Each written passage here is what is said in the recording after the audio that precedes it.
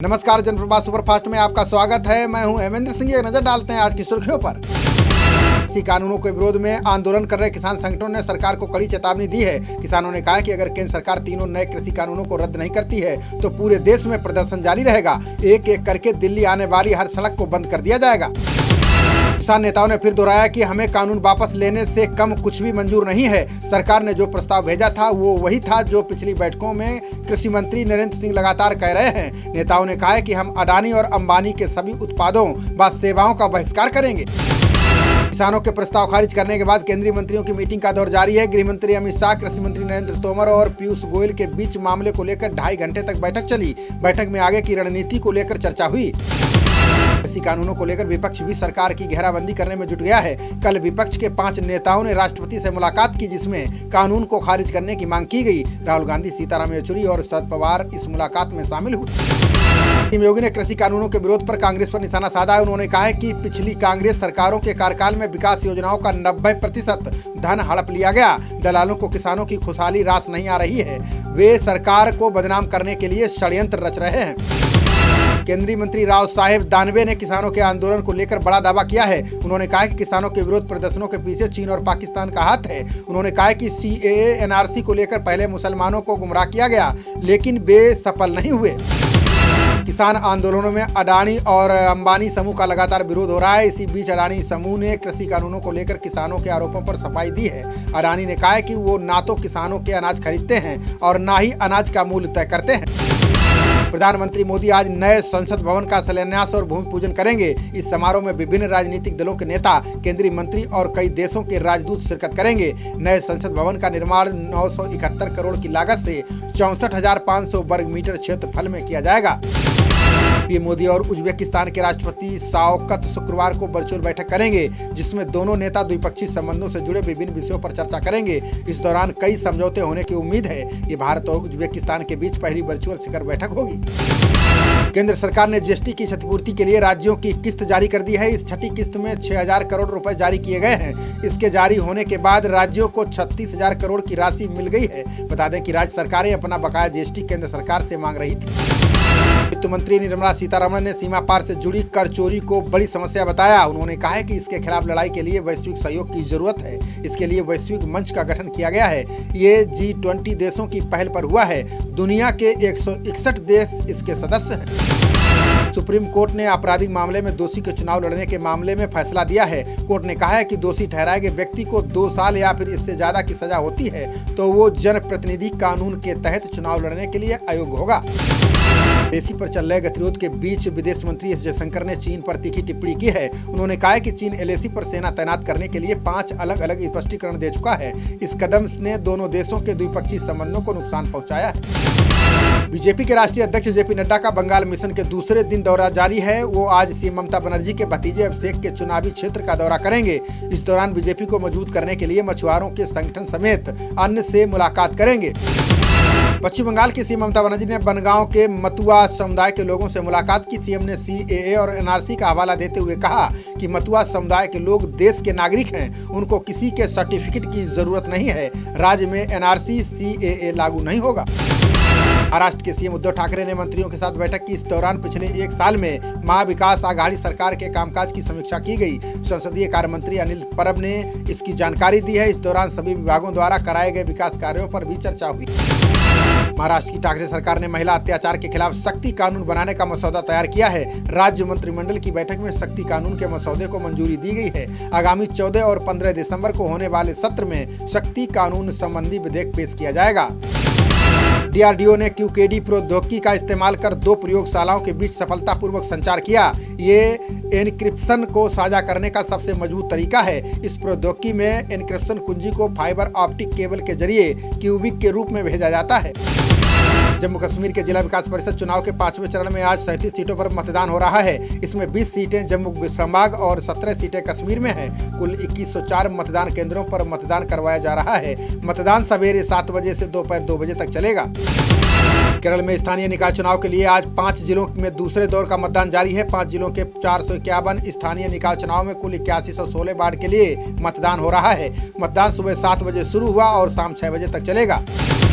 Corona virus के टीकाकरण को लेकर अब देश में घर घर सर्वे शुरू हो चुका है। इस सर्वे के तहत उन लोगों की पहचान की जा रही है जिन्हें टीका आने के बाद पहली डोज दी जाएगी। इनमें 50 वर्ष या उससे अधिक आयु के लोग शामिल हैं।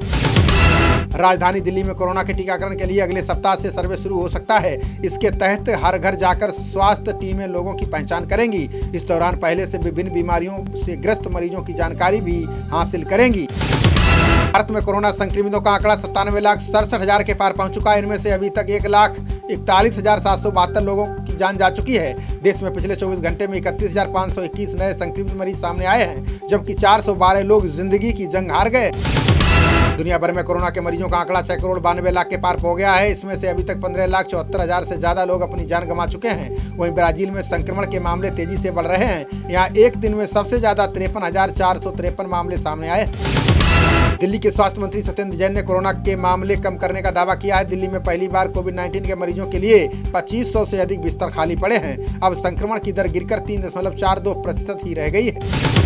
दिल्ली सीएम अरविंद केजरीवाल ने TIE ग्लोबल समिट 2020 को संबोधित किया। उन्होंने कहा कि नए स्टार्टअप को विकसित करने के लिए दिल्ली सरकार नीति ला रही है। इसमें स्टार्टअप के लिए प्रोत्साहन के कई प्रावधान किए गए हैं। इससे दिल्ली वैश्विक स्टार्टअप केंद्र बनेगा।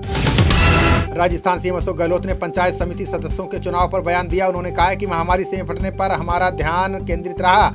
इससे सरकार की योजनाओं का अच्छी तरह से प्रचार नहीं कर सके। वहीं विपक्ष ने भ्रामक प्रचार कर मतदाताओं को भ्रमित किया। इजराइल के प्रधानमंत्री बेंजामिन नेतन्याहू ने बड़ी घोषणा की है। उन्होंने कहा कि देश में कोरोना संक्रमण के बचाव के लिए टीका लगाने का काम 27 दिसंबर से शुरू हो जाएगा। इसी के साथ इजराइल टीकाकरण अभियान शुरू करने वाले दुनिया के शुरुआती देशों में शुमार हो जाएगा। देश की पहली कारपोरेट ट्रेन तेजस एक बार फिर से चलाई जा सकती है। ट्रेन को दोबारा चलाने को लेकर हर सप्ताह IRCTC द्वारा समीक्षा की जा रही है। आगामी कुछ दिनों के भीतर तेजस एक्सप्रेस फिर से पटरी पर दौड़ती हुई नजर आएगी। सुप्रीम कोर्ट ने 175 करोड़ के मनी लॉन्ड्रिंग केस में शिवसेना विधायक प्रताप सरनाईक को राहत दी है। कोर्ट ने कहा है कि याचिकाकर्ताओं के खिलाफ कोई कठोर कदम नहीं उठाया जा सकता है। कोर्ट ने कहा है कि ईडी पूछताछ के दौरान वीडियोग्राफी और ऑडियोग्राफी कराई जाए। LOC पर भारतीय सेना के हाई अलर्ट के बाद पाकिस्तान में डर का माहौल है। पाकिस्तानी मीडिया के मुताबिक पाकिस्तान की सेना को डर है कि भारत फिर कोई सर्जिकल स्ट्राइक कर सकता है। इस आशंका के बाद पाकिस्तानी सेना को हाई अलर्ट पर रखा गया है। चीफ जस्टिस बोबड़े की मां मुक्ता के साथ धोखाधड़ी करने के आरोपी तपस घोष को नागपुर पुलिस ने गिरफ्तार किया है। मुक्ता ने घोष को आकाशवाणी स्क्वायर का केयर टेकर बनाया था, जिसे उसने फर्जी तरीके से किराए पर देकर 2.5 करोड़ रुपए की धोखाधड़ी की है। सीएम योगी ने मुंडेरवा और पिपराइच चीनी मिल के सल्फरलेस प्लांट का लोकार्पण किया। उन्होंने कहा कि मोदी सरकार किसान हितैषी है। हर साल किसानों को 6,000 रुपए किसान सम्मान निधि दी जा रही है। इस योजना से प्रदेश के 2 करोड़ 20 लाख किसानों को सीधा लाभ मिलता है। आयकर विभाग ने कर चोरी मामले में चेन्नई स्थित चेट्टीनाड समूह के कई ठिकानों पर छापेमारी की। अधिकारियों ने बताया कि छापे में 7 करोड़ रुपए की अघोषित नकदी बरामद की गई। 100 साल पुराना चेट्टीनाड समूह कंस्ट्रक्शन, सीमेंट, पावर और अन्य बिजनेस करता है। फेसबुक इंडिया का राजस्व 43% की जोरदार वृद्धि के साथ 1277 करोड़ रुपए पहुंच गया है। वो कंपनी का शुद्ध लाभ दुगने से भी अधिक होकर 135 करोड़ हो गया है। इससे पिछले वित्त वर्ष में कंपनी की कुल आय 893 करोड़ रुपए थी। दिल्ली की DTC और क्लस्टर बसों के यात्रा पास ऑनलाइन बनाना शुरू कर दिए गए हैं। परिवहन मंत्री कैलाश गहलोत ने बताया कि कोरोना के दौरान बस डिपो पर लंबी लाइनें लगती हैं। इसी के चलते ऑनलाइन पास बनाना शुरू किया गया है। इसे दिल्ली सरकार की पास सेवा से जुड़ी वेबसाइट पर बनवाया जा सकता है। सीएम शिवराज सिंह चौहान ने सभी कलेक्टर, SP, IG और कमिश्नर के साथ बैठक की। ये बैठक वीडियो कॉन्फ्रेंसिंग के जरिए की गई। सीएम ने लापरवाही बरतने वाले अधिकारियों को फटकार लगाते हुए कटनी के कलेक्टर और नीमच के SP का तबादला कर दिया है। एयर इंडिया 15 जनवरी से हैदराबाद से अमेरिका के शिकागो के लिए सीधी उड़ान सेवा शुरू करेगी। ये सेवा 238 सीट वाले बोइंग 777-200 विमान के जरिए मिलेगी। इसमें 8 सीट प्रथम श्रेणी की होंगी, 35 सीटें व्यावसायिक श्रेणी में और 195 सीटें इकोनॉमी श्रेणी में होंगी। सड़क परिवहन और राजमार्ग मंत्रालय ने ऑस्ट्रिया के साथ समझौते पर हस्ताक्षर किए हैं। इस समझौते के अनुसार दोनों देश जलवायु, पर्यावरण, ऊर्जा और तकनीकी क्षेत्र में सहयोग करेंगे। साथ ही दोनों देश सड़क परिवहन के लिए बुनियादी ढांचे के विकास को बढ़ावा देंगे। मुख्यमंत्री त्रिवेंद्र सिंह रावत की अध्यक्षता में मंत्रिमंडल की बैठक हुई। इस बैठक में कई फैसले लिए गए हैं। 15 दिसंबर से कॉलेज, विश्वविद्यालय और उच्च शिक्षण संस्थान खोलने की अनुमति दी गई है। साथ ही पहले चरण में 20% आबादी को कोरोना वैक्सीन दी जाएगी। महामारी के दौरान असहाय लोगों की मदद करने को लेकर सोनू सूद को सम्मान मिला है। ब्रिटेन के साप्ताहिक अखबार ईस्टर्न आई ने उन्हें दक्षिण एशियाई हस्तियों की सूची में शीर्ष स्थान पर नामित किया है। इस संबंध में इस तरह की पहली और अनूठी रैंकिंग जारी हुई। दिल्ली भाजपा ने डिप्टी सीएम मनीष सिसोदिया और आप नेता दुर्गेश पाठक के खिलाफ थाने में शिकायत दर्ज कराई है। भाजपा ने आरोप लगाया कि नगर निगम के नेताओं की जान लेने की साजिश रची जा रही है। वहीं पाठक ने इन आरोपों को बकवास बताया है। यूपी के मथुरा में श्री कृष्ण जन्मभूमि विवाद को लेकर आज सुनवाई होगी। याचिका में मथुरा में श्री कृष्ण जन्मभूमि के बाद बने ईदगाह को हटाने की मांग की गई है। मथुरा की जिला जज साधना ठाकुर इस मामले की सुनवाई करेंगी। ओडिशा के मुख्यमंत्री ने खनिज क्षेत्र में और सुधारों की वकालत की। नवीन पटनायक ने कहा कि अयस्क की कमी और ऊंचे दाम से संयंत्रों के समक्ष चुनौती खड़ी होती है। इसका छोटे और मध्यम आकार के संयंत्रों पर बुरा असर पड़ता है, जिससे रोजगार के अवसरों में कमी होती है। पश्चिम बंगाल के पूर्व सीएम बुद्धदेव भट्टाचार्य की तबीयत बिगड़ने पर दक्षिण कोलकाता के अस्पताल में भर्ती कराया गया है, जहां उनकी तबीयत नाजुक बताई जा रही है। बता दें कि भट्टाचार्य को सांस लेने में दिक्कत हो रही है। हालांकि उनको कोरोना होने की पुष्टि नहीं की गई है। यूपी सरकार किराएदारी कानून बनाने जा रही है। सीएम योगी ने कहा है कि किराएदारी कानून का प्रारूप तैयार हो गया है। इसे विभाग की वेबसाइट पर अपलोड कर दिया गया है। इसमें लोगों से 20 दिसंबर तक आपत्ति और सुझाव मांगे गए हैं। इसके बाद इस कानून को अंतिम रूप दिया जाएगा। देश में आरटीजीएस की सुविधा 14 दिसंबर से प्रतिदिन 24 घंटे काम करने लगेगी। इसके बाद भारत उन चुनिंदा देशों में शामिल हो जाएगा जहां ये सुविधा दिन रात काम करती है। ये सेवा 13 दिसंबर को रात में 12:30 बजे से शुरू हो जाएगी।